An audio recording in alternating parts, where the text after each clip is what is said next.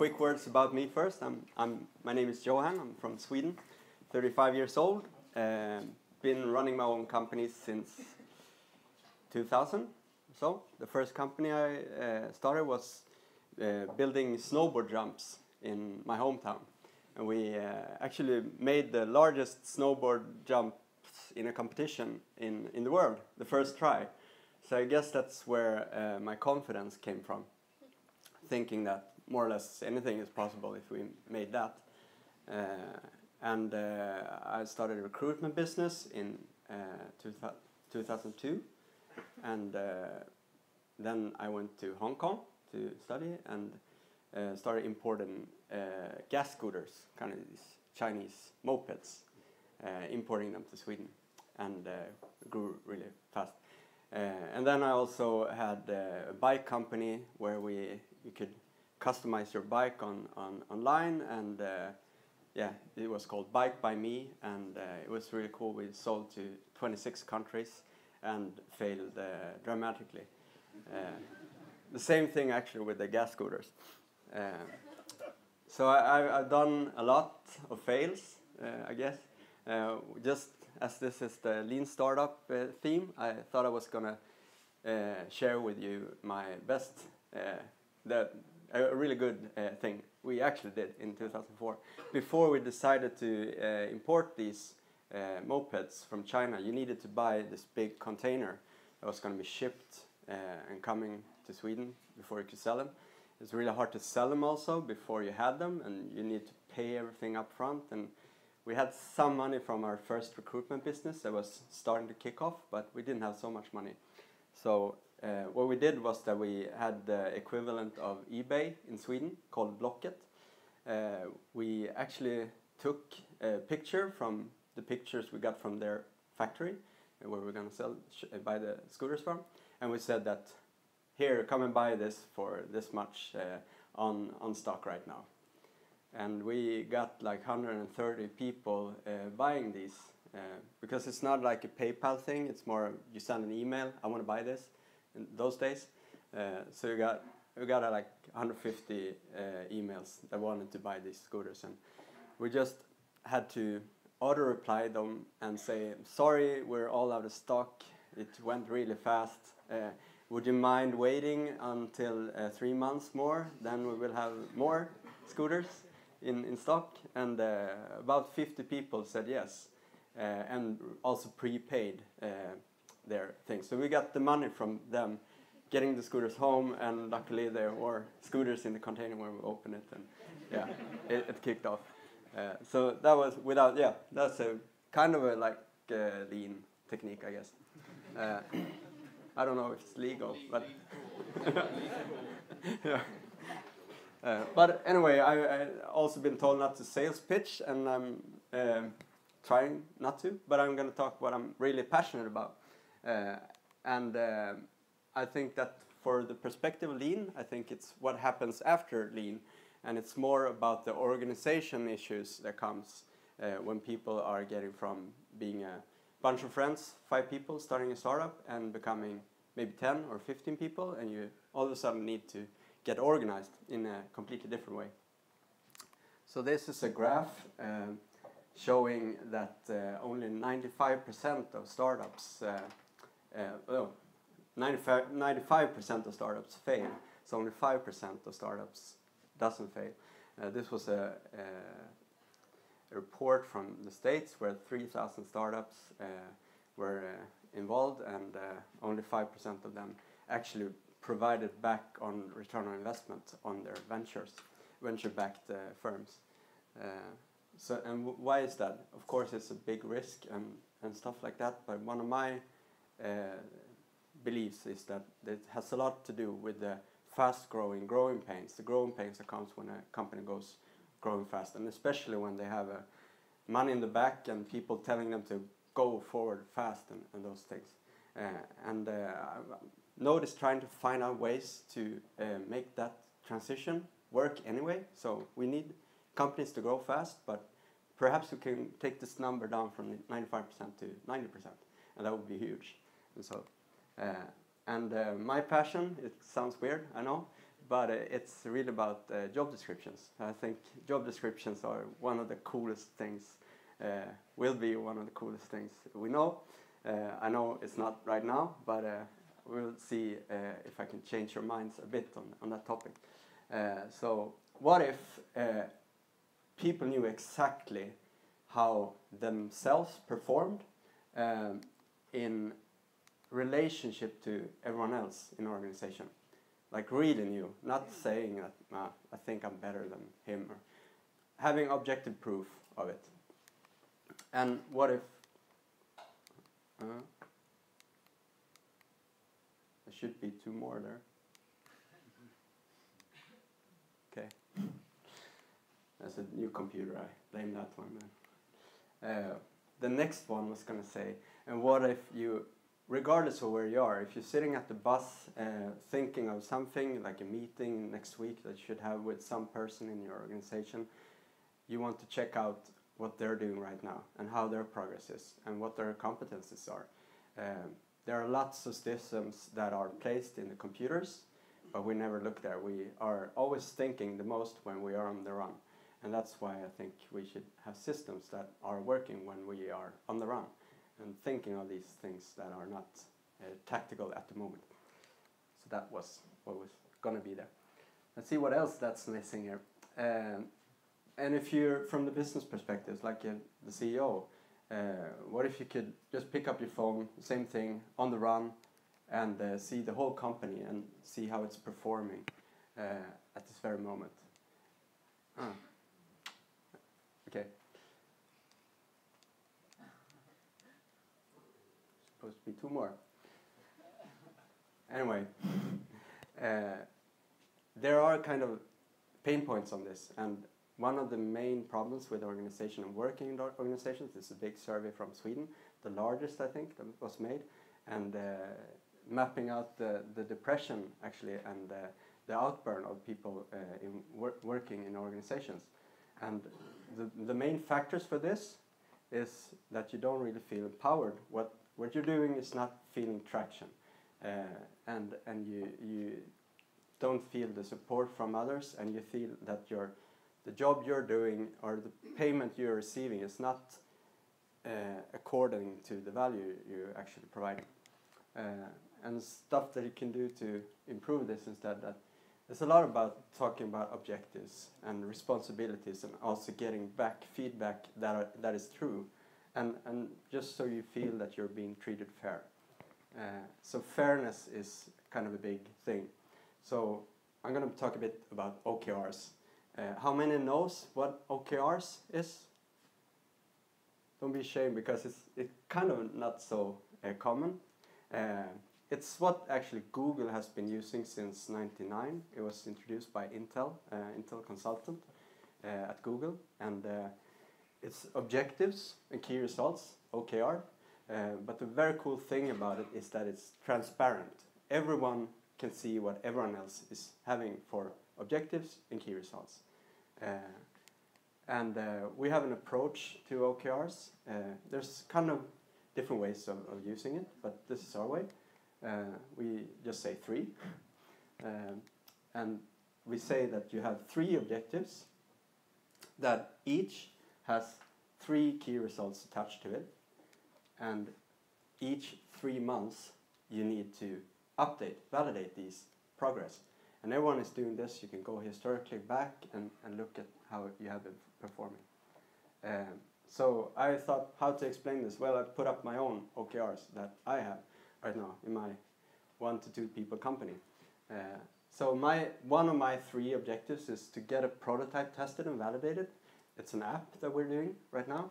And I have 3 key results connected to that are measurable, that I can measure by myself to say how I'm doing it. And one of these I'm working on right now, so I should at least hold 5 larger presentations that is focusing on learnings about Node and not only a sales pitch. So it was perfect. My OKRs will increase after this night. And you have the period. We are in about 33% along with our period right now. This is the progress that I made so far, so I'm a bit behind, but it's also hard, long stretch goals. And this is the average. So you can see it in the text, and it's really hard to read, or you can just graph it out. If you're going to measure 17 people, different departments, it's maybe easy to see it in this way. So at time, you have the objective, the same numbers as before. The key result, 1, 2, 3 for that, and so. So this is kind of the methodology that we're using with Node. So you have my key results here, for example. You can see competences within the whole organization, how many people are having a certain competition skill. You can also look at like processes, streams as we call them. So for marketing, how is marketing doing? Well, it's doing 12% worse than last period and stuff like that. Just flipping through the different things and available to everyone. It's not the CEO tool. It's absolutely not the CEO tool. It's the CEO tool and the new recruits tool. So that's what Node is about. So there's some issues with OKRs. It's really hard on discipline. You need to do it exactly as everyone has said. If it's kind of marketing doing it one way and production doing it another way, it's not going to really work. It needs to be defined, and defining a creative objective can be harder than standing and building a car, for example. So there's a difference there also. And probably the two last one is disappearing, of course. I should have been Derek now, because then I could just say it by hand. But the good thing about OKRs is I really think it's fair. It makes this introvert person that is maybe not saying so much in the organization really being measured objectively. And maybe that's the person who's doing all the hard work and should get acknowledgement for it. So that's one thing that's really good. And I really think that it makes the whole organizations come together and strive to be more productive, because, so like efficiency will turn into be a good word instead of a danger word that the boss comes and slams in your head. And so this is Node. We're about job description, transparency, OKRs, and something called holacracy, but that's next chapter. We're visualizing people ecosystems and in organizations, all these beautiful different people and ideas that come together in a mess and trying to make some kind of structure out of that mess. We use a tool, hence our phone, to get structured data and visualize this ecosystem. Just final thought, strategy versus lean startup. I think that strategy is where I come from, thinking a lot of strategy, strategic fives and stuff like that. And finding a way to say, here's the best way to do something, to start a company or how to attack it.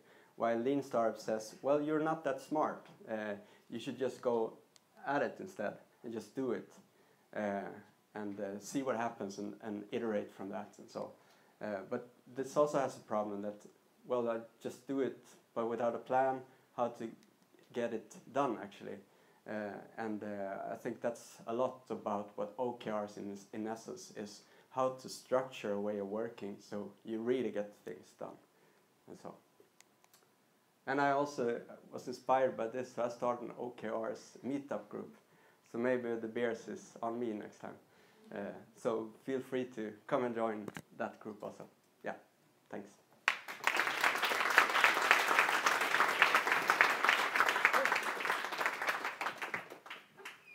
Great, questions? Show hands. Yeah, in the back end running. Thank you. Thank you very much for the great presentation. Just a very central question. How do you actually motivate people to actually use the app? This is probably very important and also related to all those intranet networks where people write what they're doing right now. Yeah. I think all these social intranets has one problem. They're clustered with artificial layers about liking, giving feedback, kind of in an ad hoc environment. I think it needs to be very few things that should be in this app that we're doing. And because all of these things has to be coming as a complete part of your work. the CEO starts with being transparent about naming his or hers 3 main objectives and connecting the 3 key results to that, so their key results, or OKRs. And it's just, everyone has to do it, and it's gonna be visible. It's both a carrot and a whip. If you're not doing your OKRs, I know there was a mail from a Google product manager, for those of you who have seen a Google video about this, where this product manager, bossing over 600 people, sent out an email to all 600 people and naming 10 or 9 people out of these 600, saying, why we are in the next quarter, why hasn't this person updated their OKRs? You're dragging behind for everyone else in the team. It takes 5 minutes, so you have no excuse. And then he made an order of people should come up with ideas to do something bad to them in the corridors or something like that, until they updated the OKRs. So there's a whip and a carrot effect in it. But I think that for myself, there's nothing else that I care as much about if I would work in an organization than what's stated about me, what my competencies are, what my processes are, and role and responsibility. I will absolutely make sure that that's updated, because everyone else sees it. And if it's a boss updating that, I won't be as much into it. That's his job or her job. But if it's my own responsibility, I think that's the big key to what nobody's doing. Okay, more questions? You mentioned you had a company of 1 to 2 persons, so why is this actually so important? There's not that complexity of many people in the company. Good question. It's absolutely a higher need for it the more people you become. So the more people you become, the more complex and the more further out the road you will probably end up. I would say you can use it for a 1 to 2 people company, but more of an exercise of building a platform that will work as you grow also. So I'm not doing this for me or my colleagues. Our focus is fast-growing startups with between 10 to 200 employees. Those are our main target customers. But people talk about OKRs when they get the question, when should you start with it? Everyone says as soon as possible and as early as possible, because then it's easier to, when you develop, to be implementing it. Good. More questions? My question would be, how do you define OKRs? I mean, if your goal is to, let's say, enterprise sales, right? You need to sell 3 of this particular product. Are you being ambitious, or are you being realistic? Like, just kind of, how do you define those goals for yourself? One great thing about having 3 months is that you can't plan what you have to do right now. All these things you have in your head about this month I need to do this, you can't do that because it's a longer period. But it's not too long, so you kind of lose it gets abstract. So you're kind of putting everyone in a strategic, long-term vision. Every objective has to be drilled down, cascaded from the company goals, and built on each objective. So each functional party drips down. So if I would have a person below me, my objectives would be also parents of that person's objectives. So it's aligned all the way up to the top. Hi. I love the snowboard ramp. That sounds cool. And you seem like a really nice guy.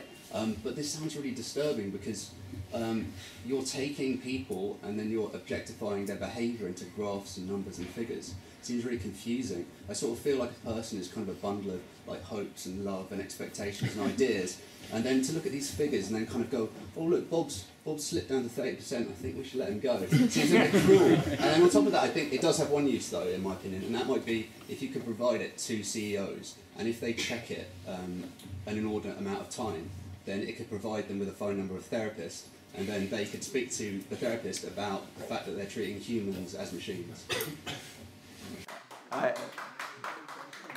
Absolutely, a good point. The fact is, though, that this has already been done today. When you come up to a certain level of organizations, it's too hard to sit down and have a personal relationship with everyone. You need to kind of make sense of the organizations, But today it's done on a top level thing, and the people, like 95% of the whole organization, doesn't really have anything to say about it.